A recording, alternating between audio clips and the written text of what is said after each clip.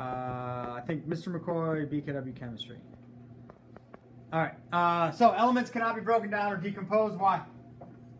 How do you know that, Sydney?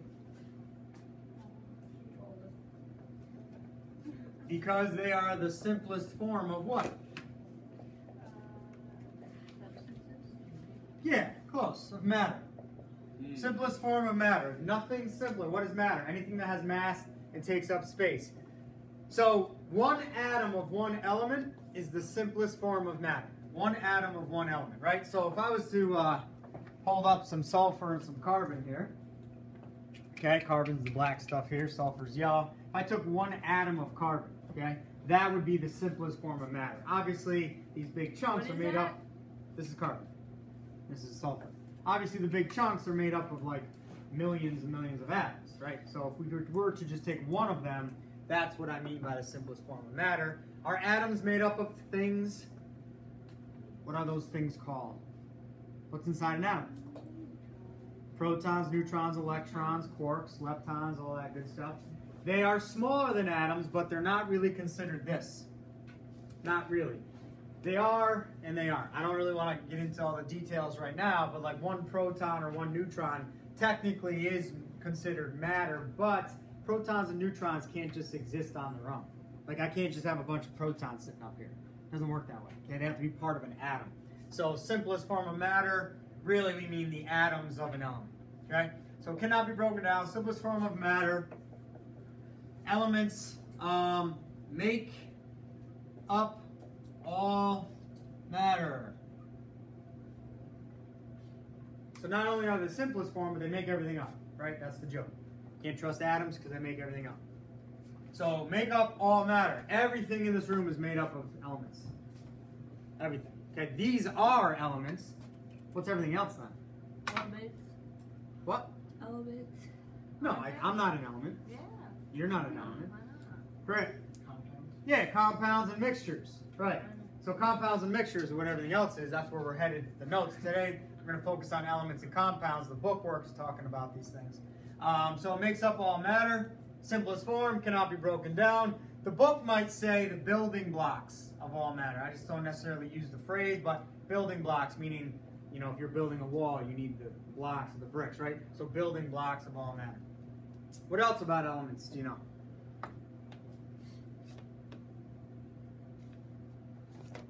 There's gas, liquid, and Yep. solid, right?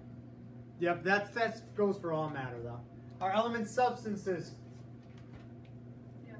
What's the other type of substance? Compound. That's it. So elements are pure substances. Pure substances. What does pure mean? Uniform. Uniform. Who said that? You did your homework already, so you're cheating. Pure means uniform, unchanging composition. Unchanging means it doesn't change. Uniform means, what's uniform mean? If you guys are wearing uniforms, what would the point be? So you look the same, right? So that's what it means. All of it is the same. So if I was to give everybody one piece of this sulfur, anybody allergic to sulfur? Marcello's. You want to rub some on your eye? See what happens? Anyways, if I gave everybody one of these little chunks of sulfur, because of this, everybody would have exactly the same thing in front of them. Nobody's sulfur would be any different from anybody else. And that's one thing I want to add here. So another thing here, all atoms of an element are identical. You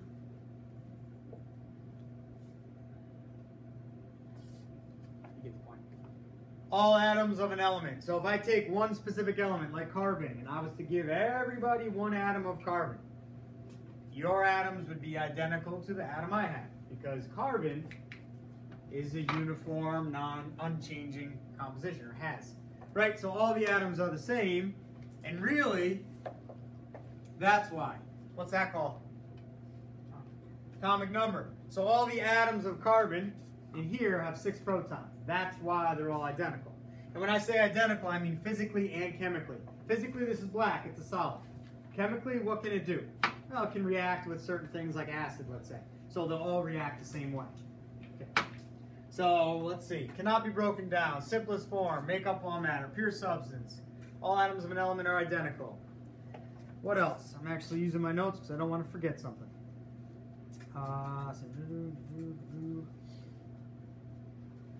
That's basically it. Okay? That's it for elements. Questions on any of that? Nope. Good. Okay. So, moving on to compounds. All right, so compounds. A little bit more to talk about here. All right, compounds. Stay with me. I know it's not super exciting, just notes all day here, but got to do it. I like notes. It doesn't surprise me. You're very organized. That's good. It's a good thing. All right. What's a compound? Raise your hand. Two or more elements. Two or more elements together. Two or more elements. You're close. Two or more elements. Substances? I don't know. Blank combined. Chemically. Chemically. Yeah. Yeah. If I take sulfur and carbon here, put them in a hat, shake them up, and pull them back out, it isn't magically carbon sulfide. It's not a compound, okay? If I was to just mix these physically, nothing would happen. I'm not making a compound, okay? Let's think of some compounds. Oh wait, before I do that, if you can combine them chemically, guess what you can do? Separate them. They can be separated. How? Chemically. How would you do that to a person? Say that again. If, How would you do that to a person? Yeah, because you said. Well, we're not compounds. What? You said like. We're not 15 compounds. minutes ago. How many minutes ago? Like 10. I don't know. 10 minutes ago? Maybe 5 7. minutes ago, not even. 7 or 8. I'm just being a jerk. We're not compounds. What are we? There's Human- only 3 things in the entire Humans. world, basically. Organisms. Well, hold on. From a chemistry perspective, there's only 3 things that exist. You're either an element, a compound, or a mixture.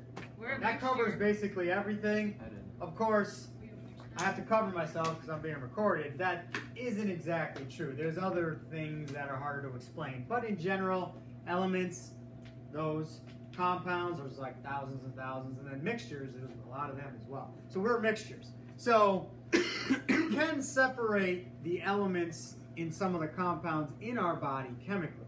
If you took sulfuric acid, held your hand out, and poured it on your hand, concentrated sulfuric acid, it would react with your hand like it did with the sugar. What did it do to the sugar?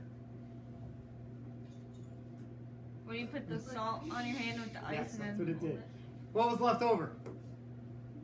Carbon, right? It's that black stuff that kind of grew out of the beaker. You guys remember what I'm talking about? I showed you the other day. Okay? So yeah, if you poured sulfuric acid on your hand because your hand has carbon in it, it would react similarly, and it might even start to turn black, but there'd be other issues. There's other things here going. Yeah. You're not just pure, sugar. You're not sugar, right? Sugar does that, but you're similar. So you can sort of do this with us, sort of. It gets kind of gross. But we're more complicated because we're a mixture. Good question, though. we're like mutts. Well, A mixture. yeah, I mean, we're not in the same. In the sense of the definitions here, elements and compounds are pure. We're not pure in terms of chemistry. We're mixtures. But we'll talk about mixtures tomorrow. All right, moving on here before we get any darker. Darker. I don't Yeah. think that's bad. Do you not like mixed Oh no, dogs? you want to call me a mutt? I'm fine with that. You don't like mutts? I have it's just a strange word, but yeah, dogs. There's mutts. There's one. Got me off track here. Sorry. I was on a roll there for a second. All right. So, did anyone else start the bookwork? Did anyone besides Sydney look up the definition of the law of definite proportions. What about the law of multiple proportion? Are you waving or are you saying I looked it up? Okay. Multiple proportions, definite proportions. So next thing I want to talk about is the formulas themselves. So take out your periodic table. Oh, Jermani, let me talk to you after class quick. Okay. Who remembers the formula, not formula, the name for the compound of the blue crystal in lab? Diamonds. We did not use diamond in lab. Cl chlorine. I had that much diamond. Or chlorine O2 or something like that. Copper. Copper chlorine. Copper chloride's close. Copper blank chloride. Nobody? Copper. Write this down. Under our compound notes. Yep, keep going just like I have. Yes. Also known as a Roman numeral 2. Copper 2 chloride. Very good. Copper 2 chloride. What's copper 1? I'm going to teach you all about that right now. All right. So this is an example of a compound. How do you know? Because they're writing the name of two elements together in one name. So copper 2 chloride, this would be the compound name. The formula is CuCl2.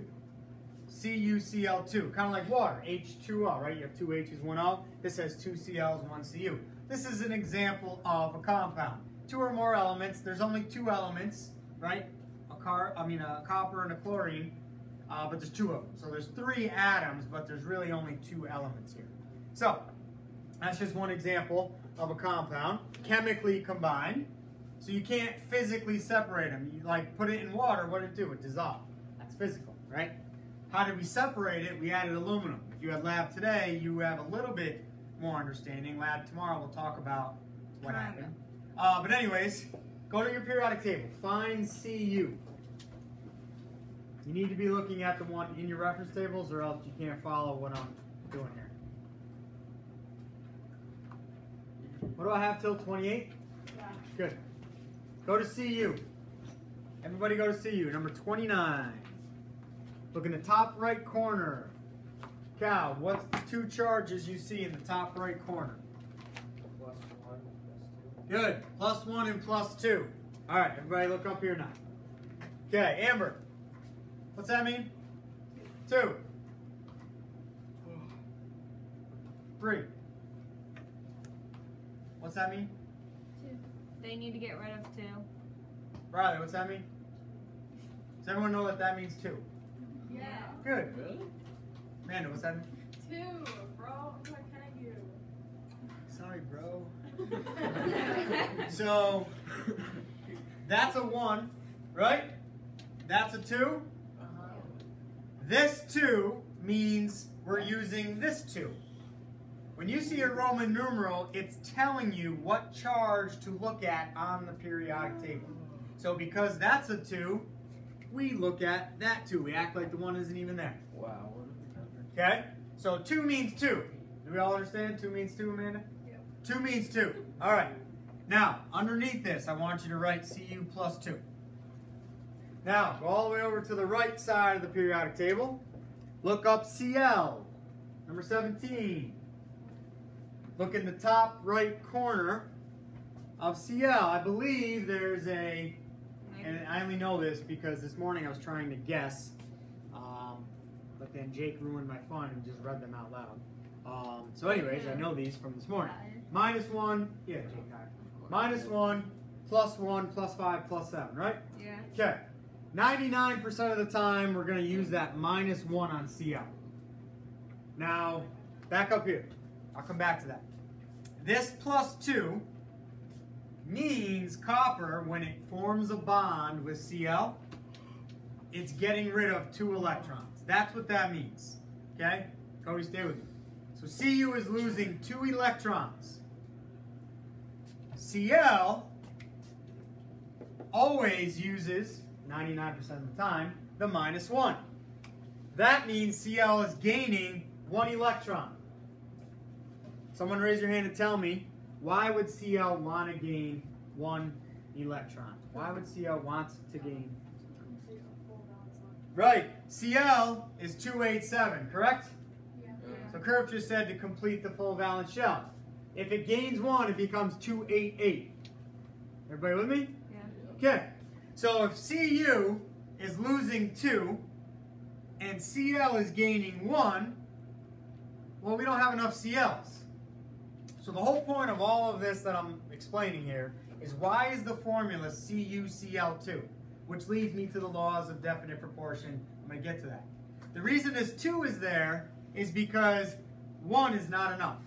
So I need another Cl minus 1 to take the other electron from copper. Because what's really happening here is Cu plus 2 is giving 1 electron to that Cl and another electron to that Cl.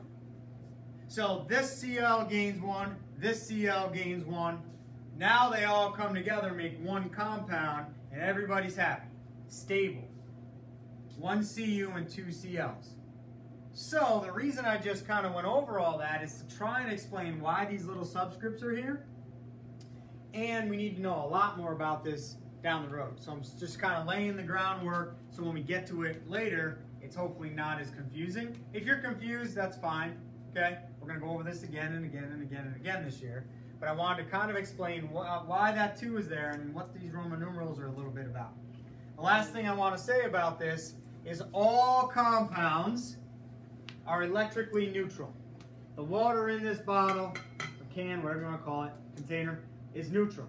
If it wasn't neutral and I drank it, what would happen to me? I wouldn't die, I would get shocked. If you touch something and you get shocked, that's because either you or what you're touching is not electrically neutral. Electrically neutral is this up here. Positive 2 added to 2 negative 1s. What does that equal? 0. That's what I mean by electrically neutral. Compounds always add up to 0. What does that mean? You look at their charges on the periodic table, they should always add up to 0. So copper 2 chloride could never be CuCl. Can't happen. Because that's plus 2 and minus 1, that adds up to a plus 1 overall. That doesn't work. So it has to have that 2 so we can add up to 0. There's 2 ways to understand everything I just said. Adding it up to 0 or understanding the transfer of electrons. Because a lot of times when compounds are formed, there's one of 2 things that happen. They get rid of electrons or take them, or they share them. Okay? It's like the analogy with the basketball. I can pass it to somebody, I can take it from somebody, or we could both share it, fight over it. Jump ball. You can share it. That's the options. When that happens, compounds are formed and they're electrically neutral. Okay? So I kind of went way above and beyond what you need to know right now, but it's going to help you down the road. Okay? Thank So, you. You're welcome. So, let's get some other common compounds, just examples, all right? And we'll talk about those 2 laws here. All right, so the law of definite proportions. Definite proportions. Is that under compounds? Yep, Or is it... this is all under compounds. Law of definite proportions. What does this mean? The ratio of atoms never changes. Ratio of atoms never changes. Ratio of atoms never changes. So, copper 2 chloride is always CuCl2. It's never CuCl. It's never Cu2Cl. It's always CuCl2. Salt is always NaCl. It's never anything but that. Carbon dioxide is always CO2. ... I could list, thousands of them. I feel like change, never change, not changes. Whatever you want to write. Grammar and words are not my strong suits. All right, so that's what this means, okay? So these always form in the same ratio. Hopefully you know what ratio means. What's the ratio of carbon to oxygen here? It's 1 to 2. But this is 1 to 1. This is 1 to 2. Some compounds, like NH3, ammonia, are 1 to 3. Okay? So that's what that means. The ratio never changes whether you are drinking water in this room or you go outside and drink water from a stream. Good luck. Okay? you don't get some brain-eating bacteria. It's always H2O. Tap water is H2O. This is filtered water, it's H2O. Water never changes. It's always H2O. That's what this means, definite proportions. You want to know the confusing part? Sure. Brian, want to hear the confusing part? Sure, good answer. The law of multiple proportions, which I am not going to write down, but here's what it means. Write this down. Oops.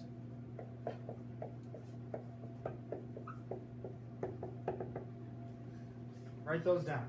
Just underneath that list we just had.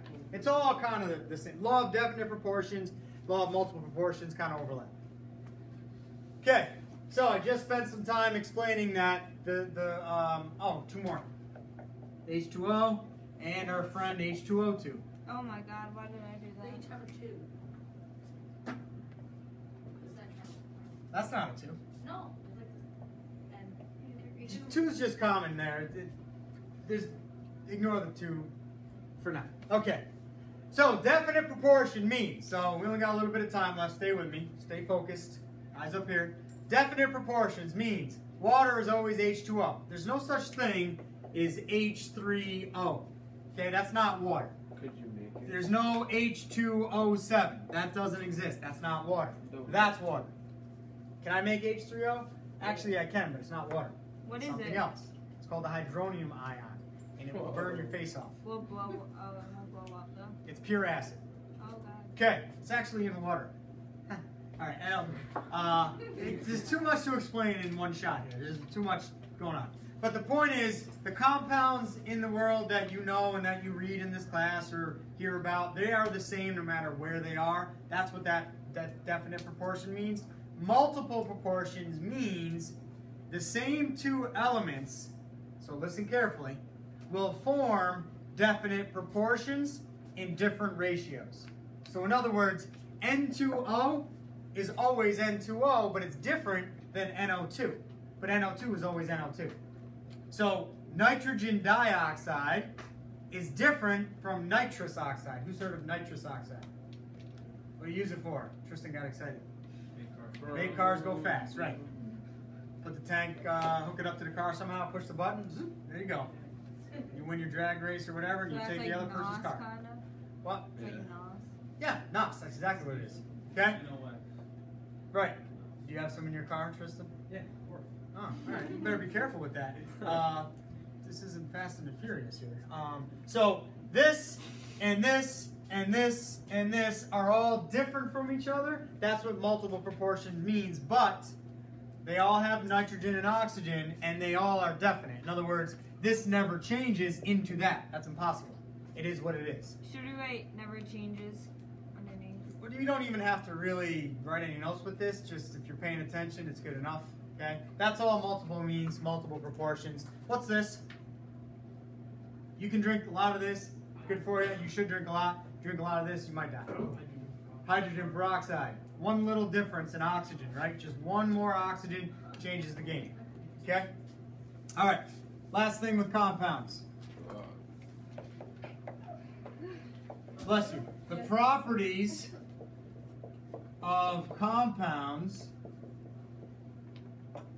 are very different than the properties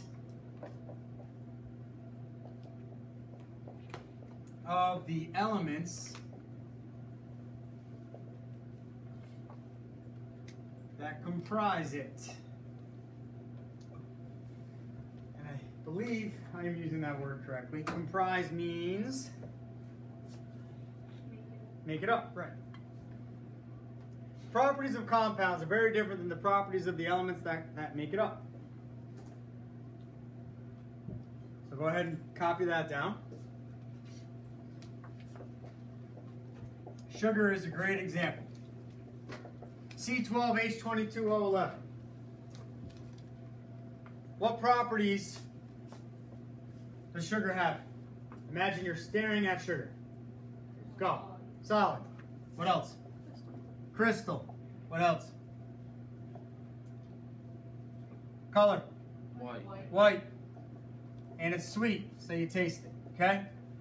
the three elements that make it up. Carbon. Here's carbon. What color is it? Black. Guess what it would taste like if you ate it? Really gross. Tastes disgusting. I'll just write bad taste. Blah. It is a solid.